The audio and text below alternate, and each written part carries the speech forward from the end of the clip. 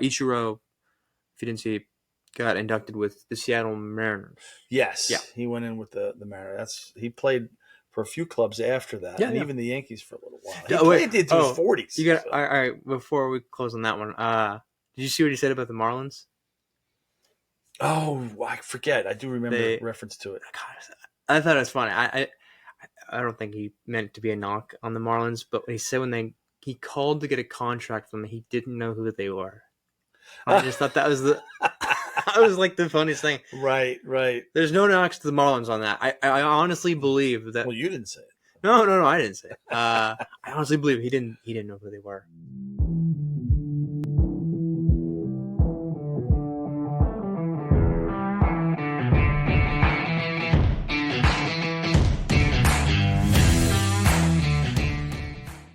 We're back. All things baseball. I'm your host, Johnny, with my partner, John. It's also my father. We're back today. We got a really great episode for y'all. We're going to be talking about the legend Ryne Sandberg. He just passed. We're talking about him. Also, the Hall of Fame. And we know the big trades, which I know everybody's pretty excited about. Yeah, there's a lot going on in baseball. And I think it's good for us to get together to talk about these big topics, right? I mean, We'll lead off with Ryne Sandberg. What did he mean to you? I tell you what, I mean, I was around your age when he was playing, right, and younger.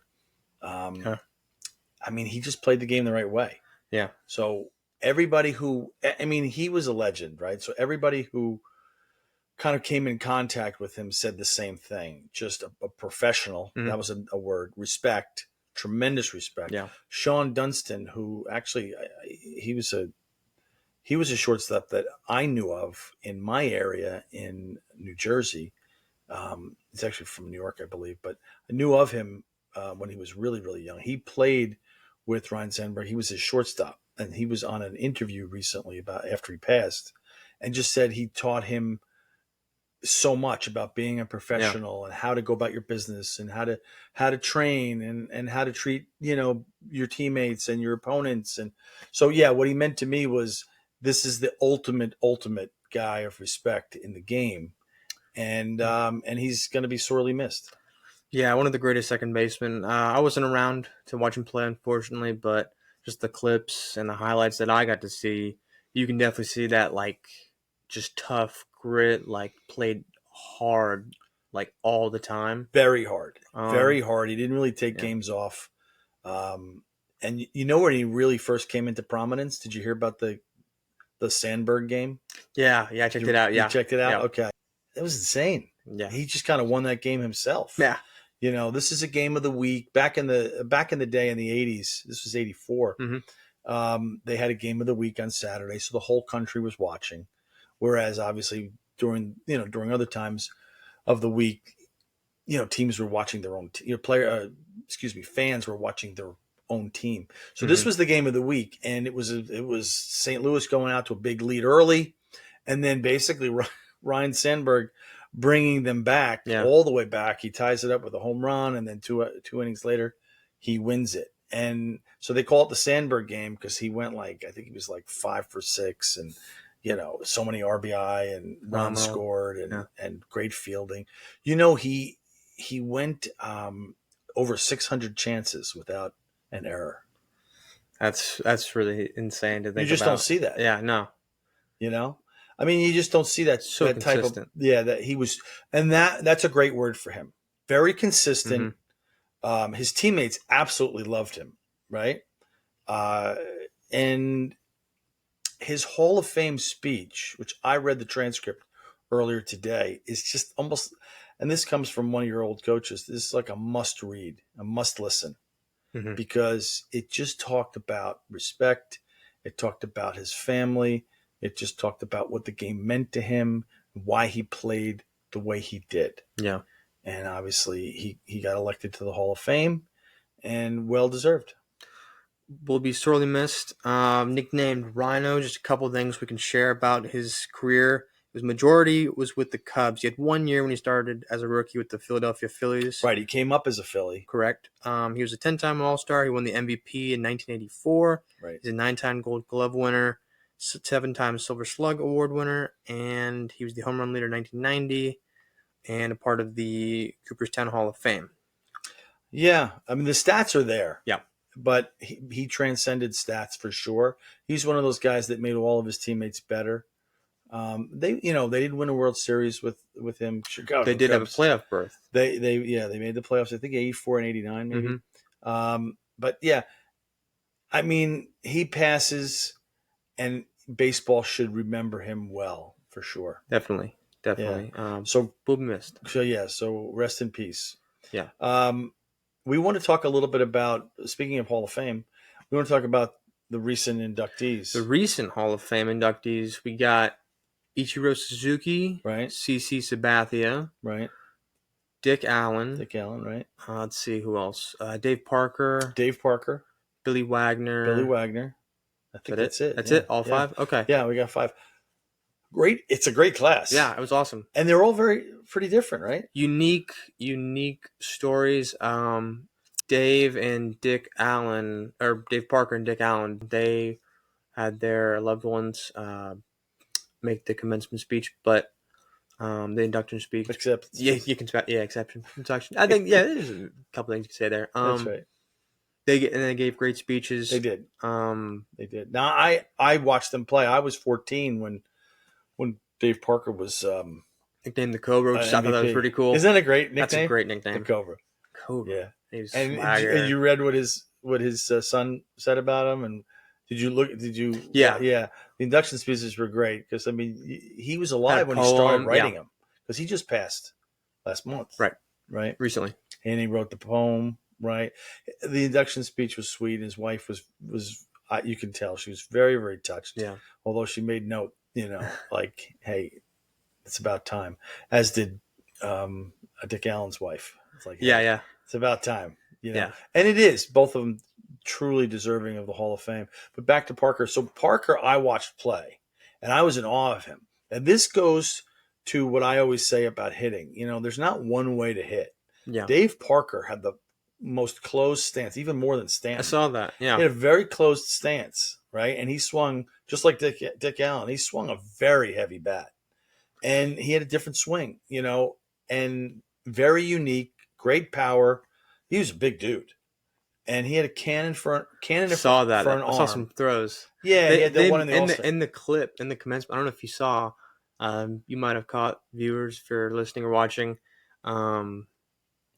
There was a clip on his highlight reel where he misplayed a ball. Maybe it's in the sun or something. Yes. But yeah, you saw it? Okay. So it's like in shallow right field, down the line. down the line. And I guess he misplayed it and got over his head, bounced over. So he turned around and just threw a bullet to third because the guy was pretty fast. He got around. Was going to third and just threw a bullet to third and threw him out. It was pretty cool. It was really cool. It was. That was actually the runner from first trying to go to third, not the actual batter. That's the guy. The guy. That was the guy. Yeah, that was the other guy. That's still impressive. It's impressive because he, you don't run on Dave Parker, but yeah, he was a great personality. He in his induction speech, he said something about being the sexiest man in baseball. Yeah, and he had a big personality, a lot of fun, but he also had a big heart. He may have been a little showy and ostentatious for people, but the people in Pittsburgh absolutely loved him. And I know he played for the Reds too. They loved him there too. But he played for the A's in his last season. They won the World Series. Mm-hmm. But he was just so much fun. Yeah. Like he made the game fun. People loved talking to him. He loved talking to the fans. And Pittsburgh and Cincinnati are not easy cities to be loved in. No, definitely not. And they're tough. These are hard scrabble people. And this will come up in a minute too, because you always had the chance when you play for multiple clubs, wherever you're kind of the longest at, wherever you have the most achievements. Right. It's usually where you kind of decide to retire your team with that respective team. He chose the Pirates, and I think that's a great decision. Just looking just at everything where it was, and you could definitely tell like the meat of his years, the best years were with the Pirates. We're with the Pirates. He won the World Series in '79. I remember it. I was, like I said, I was 14.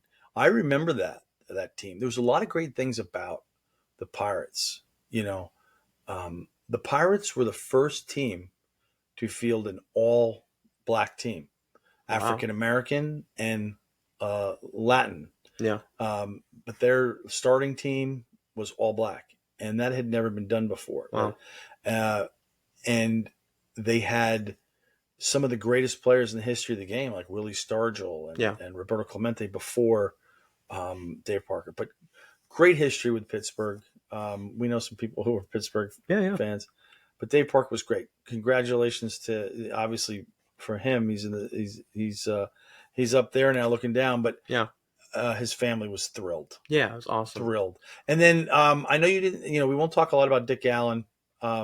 But the thing that I only because I want to get to the others cool. that you watched. I'm not just slighting Mr. Allen. No, he swung a 40-ounce bat. I thought that was very noticeable or notable. 40, yeah. Well, they said in his intro that he swung a 42-ounce bat. His wife said he swung a 40-ounce bat. So I really want to know which one it was. Yeah, right. But this is a guy who, how there's big guys like Aaron Judge now, but this is a guy who was bigger than everybody back in the 60s when he came up. Yeah. And he came up with the Phillies, which is another hard Scrabble city. Yeah. And they did love him, but he was also a tough dude and a big monster of a guy. Yeah. And he had some monster seasons. So I don't remember him, but I can tell you this. In the 60s, the mounds were higher. And the pitchers, most baseball historians consider the 60s to be the best era for pitching. And of course, it proves out with, Tom Seaver and Don Drysdale and Sandy Koufax and super Bob ERAs. Gibson and all those guys, low ERAs. Yeah. I mean, it was unbelievably great pitching. And Dick Allen played in that era, and he dominated for a number of seasons. Yeah, definitely. Shout out to the Allen family. To the Allen family. Who do you want to talk about next? I know you know some of these next guys. I want you you can take the lead on these guys. I'll go Billy Wagner. Everybody, if you haven't heard of Billy Wagner, the greatest story, I think, because maybe not a lot of people know about it, but grew up throwing as a right-handed pitcher, fell off a tree. Fell out of a tree, broke his right arm, decided he was going to start learning how to throw lefty, and became one of the greatest closers in baseball. Yeah. As a lefty closer. And he's 5'9". And he threw 100. At 5'9". At 5'9". And this is the era, like right now, the guys are all the pitchers like 6'5" and bigger. Yeah. Not all of them. Also notable, he has a son right now playing with the Blue Jays, Will Wagner.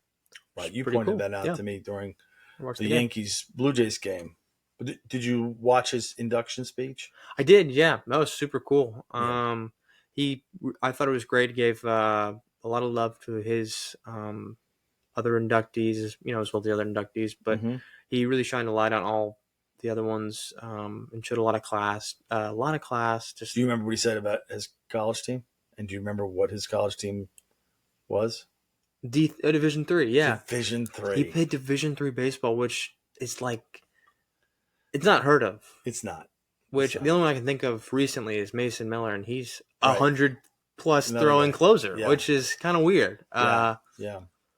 Well, what I love about his story is he was 5'2" as a junior in high school. He had nobody scouting him. I think he grew a little bit more as a senior, but still had nobody scouting him, and then went Division III. Yeah.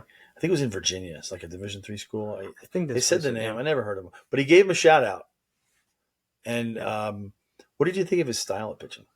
Super aggressive, definitely a power closer, power reliever. Those guys kind of short-armed it. Yes, what did you think of that? Jumped off, like a catcher almost. Yeah, jumped off the mound like he's coming at you. Who did it remind you of that arm action? Anybody? In a movie? In a movie? Remember the rookie? The kid would go, eek! Oh, yeah. And then throw? Yeah. Like, I don't know why I thought of that. Oh, yeah, I can see that. The rubber band arm, yeah. Do you remember that? Definitely. Oh, yeah. Yeah. I just thought that was funny. But the way he threw was obviously unique. Oh, so and cool. being so small to be able to throw that hard, almost threw as hard as me. I'm just saying. Yeah, I got clocked at like 102. Oh, yeah. But it was a long time ago, and I think was it not recorded? It wasn't recorded. Didn't have the thing that. Yeah, I mean, it was recorded on the gun. Radar. Oh, okay. But then they lost it or something. Yes. But Billy Wagner, great. Penny for thoughts. Who else? Yeah, no. Retired with the Braves, right? Before we close him out on that. Oh, yes. Braves, right? Yeah. Yes. Yeah, that definitely his best years with them. Well, no, Houston was his best years. Excuse me. Really? Yeah, the Astros were his best years. Okay. Yeah, he played with a few teams though. Okay. Yeah, I remember. his best years were with Houston. Really? Okay. Yeah, Yeah. definitely with Houston. Yeah. Played a lot of years with Houston, and I would say that's where he got the bulk of his saves. But Yeah, multiple 35 plus saves in his years. I guess with the Astros, I thought it was with the Braves too. Shout out to Billy Wagner. Billy Wagner. Try to get in there. Yep. Let's go to we got CC and CC Ichiro. Sabathia and Ichiro. Which one do you want to talk about? Let's go CC first. All right, tell me your impressions. You saw him play. I did. Yeah. It's at Old Yankee Stadium. I don't think we actually saw that game where he pitched. I don't even remember. Who No, pitched I that just day. been on TV. Actually, we don't have the picture up. That's we actually had a picture where we that is Yankee Stadium. We have a picture of you and I. Yes, at that one game we went. Yeah. Before they tore the stadium down, but CC Sabathia, just a hard nosed, just like so cool, like slow delivery, and kind of can throw anything anywhere at any time. Yes, which is really yes insane. Yeah. Just an assortment of pitches that can fool you at any time, and also can. This is things are changing, but he'd throw at you too. Like he'd get at you. Well, he was like 6'4", 280 or something. Oh yeah, he was he was a huge guy. Yeah, he slimmed down a lot when I saw him on the induction. Completely different. Yeah, but you're right. I mean, he was intimidating, and he would brush your back. Yeah, another guy that had two teams where, I mean, he won the World Series with the Yankees, had some of his best years with the Yankees, but he was also with. Who did he start with? I should know this. Indians, right? Indians, right? Yeah. Of course, right. I'm sorry. And I think the Brewers, maybe. I think he went Indians, Brewers, Yankees. Does that sound right? Yeah, but this is for when the Guardians were named the Indians. Yes. Thank you for clarifying. Yeah. No, but I mean, he had some great years with the Indians. He did. Well, sure. Yeah, I mean, he really made his bones with the Indians, and he would have loved to have stayed there, but. I mean, the Yankees came calling. He talked about it in his induction speech. Yeah. Best decision he ever made in baseball is going to the Yankees. Yeah, shout out to his mom, too. Putting on the catcher's gear and handling CC Sabathia. Yeah, he's like, I think maybe she stopped at 7. I don't know. It didn't sound like it. It sounded like she was in the backyard with all the gear on, catching him when he was. That's so awesome. Yeah. Shout out to all the moms. And he did say that. Yeah. He said, remember to thank your mother, your sister, your aunt, your he called her nanny. He was just going down the list. So going over pitch grips, and I do remember in his documentary talking about how women in his life were instrumental in him becoming the man that he's become. Now he did have struggles. Yeah. Well documented. He had some personal challenges that he's overcome. You can go check out his documentary and learn about him. Mm-hmm. But he's very proud of overcoming those issues and becoming an even better man. He was always a great teammate. Derek Jeter used to talk about him. Great teammate, always there to support, the team and all that. Went through his personal struggles and just seems very happy. And the family was, again, when you see the families out in the kind of the audience, and they're all screaming and going crazy, and he brings a big brood, and they're not, you see some of the families, not his, but some of the families, they're just sitting there going, oh, okay. No, they were really excited to be there. No, super cool that CC got in, first ballot, and, awesome Yankee player. We love talking about CC, and super cool. Shout out to CC Sabathia. Shout out to CC Sabathia. Okay. All right. And the last player from the Hall of Fame, class 2025, is Ichiro Suzuki. Probably one of the most electric players of all time. He is one of my favorite players of all time. That's a non-Yankee. Although he played for also notable, first Japanese to be inducted into the Hall of Fame. How cool is that? It's very cool. Yeah, the National Cooperstown Hall of Fame. His speech was funny. Yeah, it was. Yeah, he was funny. What was the most memorable? What was the most memorable part? the one person that didn't vote for him. He took a knock at him, just like Jeter did. So for those of yeah. you who don't know, he was thanking the writers who voted him to the Hall of Fame, except for the one guy who didn't vote for him, which is like insane. Holds the record for most hits in a season. 262 hits in a single season. Hit 10 seasons in a row that he hit over 200 hits each season. That's unbelievable. Yeah. Now, I mean, you got to remember, he came over from the Japanese league. What was the name of it? NPB, Nippon Professional Bit. Yeah. There you go. Okay. I knew you'd get it. He came over and he led the league in hitting 7 straight years in that league. Mm-hmm. And then he came over at 27 and still hit 3,000 plus hits. Yeah. In the major leagues. They had like a graph up I saw the other day. It was like everybody that was in the 3,000 hit club. By the time they were like, they were posting how many hits they had up to their 26th year. Yeah. And he had 0. He had 0. And yeah. Still passed them all. Yeah. You know, so not all of them, but most of them. Yeah. But no, you're talking about a player 5, 10, 11, 170 pounds, very skinny. And he even mentioned a lot of people said he wouldn't make it in the major leagues. Cannon for an arm. The guy that small. Cannon for an arm. Yeah. What else stood out about his game besides just the hits and the cannon in the arm? Anything else? The technique, his hitting technique it was not as common as it is nowadays. A lot of players coming from Japan, Korea, using the one-legged hit technique, which is it's kind of like when you're like going away. He used it a lot on drag bunts. It was an easy way to get him on base, and he was fast too, so he could steal bags. I thought that was really interesting because I don't think that was common as back then. No, not as coming into the league. I mean, just a story defender. His skill level, was off the charts. Yeah, and as a hitter, this is something that we teach young hitters. I mean, he controlled the barrel through the zone. He saw the ball so late because he went the opposite way and up the middle a lot. He just controlled the zone like nobody else. Yeah, he could slap the ball to left. He could pull it down the line to right. When he went up there, he had a plan. And he could control the barrel, and he did not strike out. Yeah. And for you viewers out there and listeners, one of the problems that we have with today's baseball, and we love today's baseball, one of the problems we do have with it is that people strike out so much. Yeah. And there's not enough of the type of hitter that Ichiro was.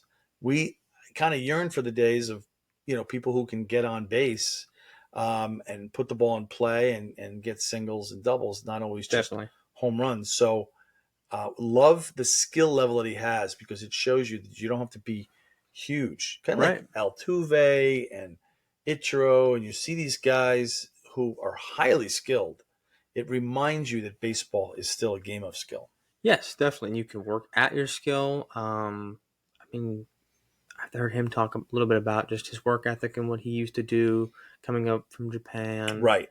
The discipline over there to work on their craft and work on bunting, work on like every aspect of the game, which is, I don't know if enough players do it. I mean, to work on all the aspects of baseball is like kind of uncommon because a lot of guys want to, like you said, like hit a lot of home runs, hit for power, work on the strength of the arm, throwing like runners out like on a fly. Like that's the popular flashy stuff, but it's not the not stuff that's so sexy is the hitting the cutoff man, driving a guy in with an RBI sac fly, just stuff like that. Yeah, he's a complete player. Really, he could do it all. And I mean, he's an icon in Japan.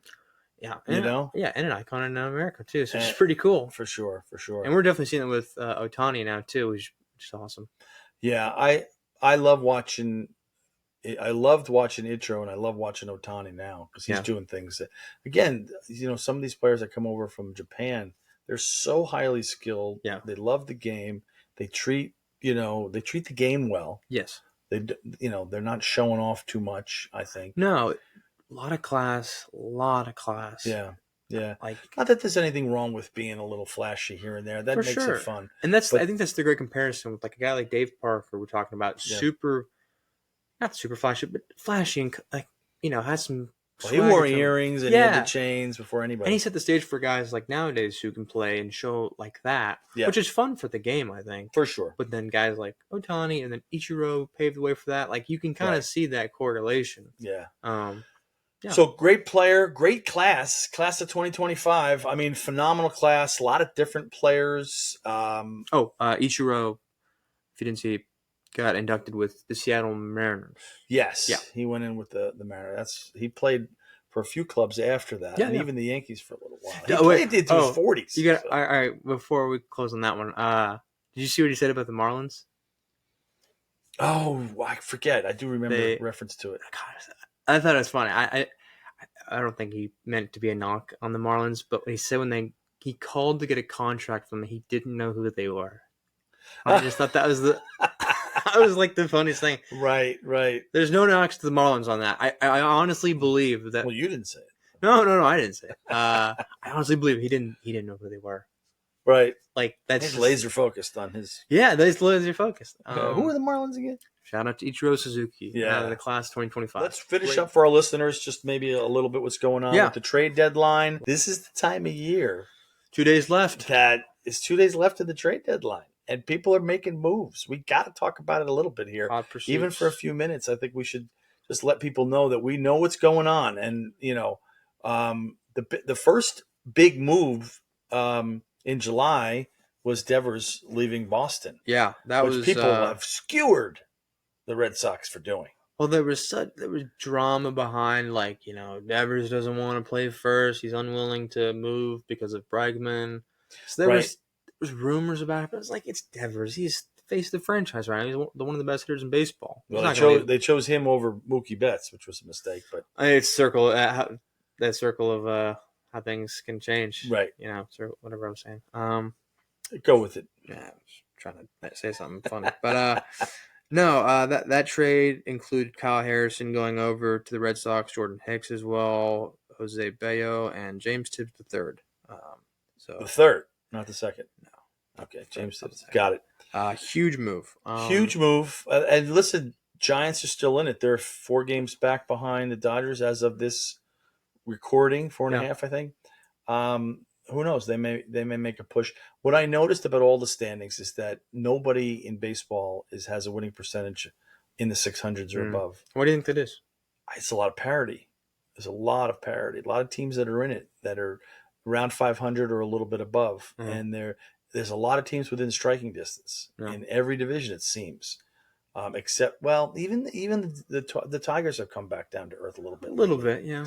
They have a good winning percentage. The Brewers kind of got in a hot streak there. Brewers are hot. They may have the best winning percentage at like 597. Right. The Yankees have fallen off. Toronto is doing okay. They moved up. Yep. The Orioles are still, languishing. How about the Rockies? Rockies not so good. Notable. They got Ethan Holiday. We talked about him last podcast. Right in the draft, but. What are some of the other big moves that have been made in the last few days? Because they really have been heating up. Yeah, Yankees acquired Ryan McMahon. Pretty big move there. Right. We needed a third baseman. And are you on the payroll? I make the decisions for the Yankees. You make the decisions. Okay. I'm a consultant. Okay. The Rockies acquired Griffin Herring and Josh Gross from us. I'm sure our viewers are all over that. All listeners. They know all those guys. No, but McMahon's great. Third baseman defensively. Yeah, he looked good early. Yeah. He got a couple of RBIs early. Listen, you can't do any worse than what we had there. Peraza and Vivas. Yeah.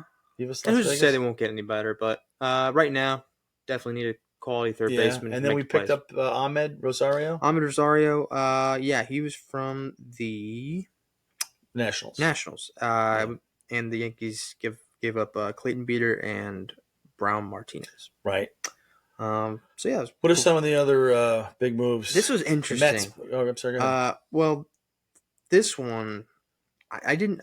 I was like, why does this trade sound like he's just going back to the club? And he was. Adam Frazier from the Pirates is going back to the Royals from the Pirates, and he was with the Pirates before the Royals when he started his career, and then like rejoined them later on. So he's been like flip flopping back and forth with. I didn't know I just that. thought that was so interesting. Yeah. And Cam Devaney is also in that trade as well. Some other notable trades we got. Gregory Soto was acquired by the Mets from the Orioles. I didn't realize that the Orioles would be such big sellers right now because they also Sir Anthony they sold. Yeah, in the middle of the game today, in the middle of the doubleheader. Right. As of July 29th. Right. Yeah, that was pretty. Two hard throwing relievers, definitely. Which I think can always help them. I mean, they have great hitters. It's just, what can you say about the Orioles? They don't have any starting pitching. Yeah. So Charlie Morton is one of their better pitchers. That should tell you everything you need to know. Oh wait, no, the Blue Jays got Sir Anthony Dominguez. Yes. Yeah. Yes. Okay. But within division, which is unusual. Right. That is weird. So that's a big one, and because I think that will help Toronto. The Royals also got Randall Grichuk from the Diamondbacks for Andrew Hoffman. He's great outfielder, solid defensively, pretty decent stick, I'd say. Yep. Mariners got Josh Naylor from the Diamondbacks. Oh, that's a big one, right? Yeah, he wasn't there for a full season. This was his first season with the Diamondbacks. So, do you think? Because he was in the Guardians before. Yeah. So then he went to Diamondbacks, and now he's with Seattle. You think like a rental player Must be to get to the playoffs? Sounds like he could have a career how Tommy Pham currently has. Different players, different positions, different. I just don't think the Seattle hits enough, so that's a good move for them. They have pitching. Mm-hmm. They definitely have pitching, and I think that they needed someone like a Josh Naylor. So hopefully for them, that gets them over the hump. Yeah, could free up some more players. Christian Walker plays first base a lot for the Diamondbacks, so maybe they want to flip flop somebody else for DH. Right. So 2 more months of the season should be exciting. I'm sure we'll check in for our listeners and give our take on the home stretch. Yeah, this is where teams decide who's going to be their main three, main four. Their solid relievers they can depend on coming out of the bullpen. The closers keep their roles. Things are a little more finite. Things can always change. Guys get brought up all the time. Yep. But yeah, this is where it gets a little more serious. Series need to be won. Right. Just to improve position. Before we go, tell our listeners especially where they can find your new single. Oh, that's right. I have released a new single on Spotify and Apple Music, and also a pretty good amount of places you can get your music streamed. It's under star name Jack Meadows. The song is called Walk Me Down. The new single dropped this past Friday. Make sure to give it a listen. We can keep it in the links down below. And also check out this podcast, All Things Baseball Podcast. We're on YouTube, Spotify. And I'm saying a little bit late, but remember to smash that like button and ring that bell and subscribe because it helps the algorithm. There you go. I knew you were going to find it somewhere. I just wanted you to say it. Yes, thank you. Yeah. But thank you for that. It's been another episode of All Things Baseball Podcast with your hosts, John and Johnny. We'll see you next time. All right.